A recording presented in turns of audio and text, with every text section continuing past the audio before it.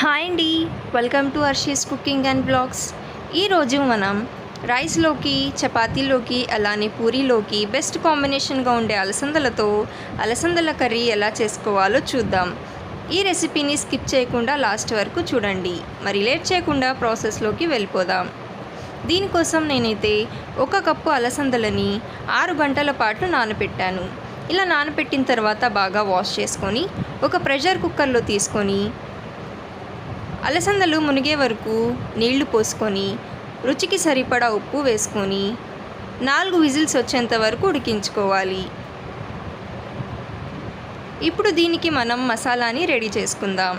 ఒక mixie jar తీసుకొని దీంట్లో కట్ చేసుకున్న ఒక పెద్ద సైజు ఉల్లిపాయ ముక్కలు, 1 టేబుల్ స్పూన్ ధనియాలు, జీలకర్ర, వాటర్ మిలన్ సీడ్స్, నల్ల మిరియాలు, చెక్క, లవంగాలు వేసుకొని పేస్ట్ చేసుకోవాలి. ఇప్పుడు అదే మిక్సీ జార్లో 2 మీడియం సైజ్ టమాటోలు వేసుకొని మిక్సీ చేసుకొని పక్కన పెట్టుకోవాలి. ఇలా అలసందలు ఉడికిన తర్వాత స్టవ్ మీద కడాయి పెట్టి నూనె వేడైన తర్వాత దీంట్లో బిర్యానీ ఆకు, కట్ చేసుకున్న 2 పచ్చిమిర్చిని వేసుకొని వేయించుకోవాలి. ఇలా కొంచెం వేగిన తర్వాత దీంట్లో ఉల్లిపాయ పేస్ట్ని వేసి మీడియం ఫ్లేమ్లో పచ్చి వాసన పోయేంత వరకు బాగా వేయించుకోవాలి.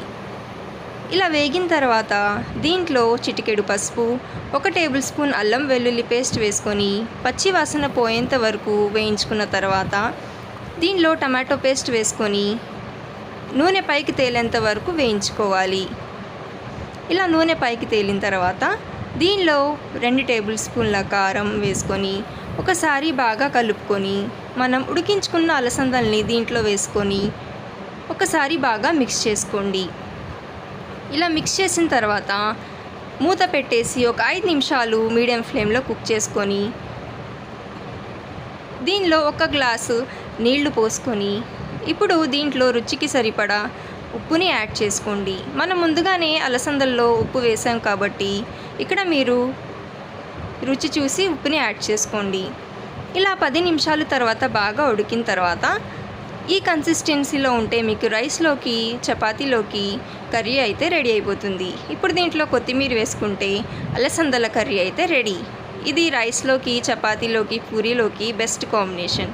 మీకు నచ్చితే ఒకసారి ట్రై చేయండి.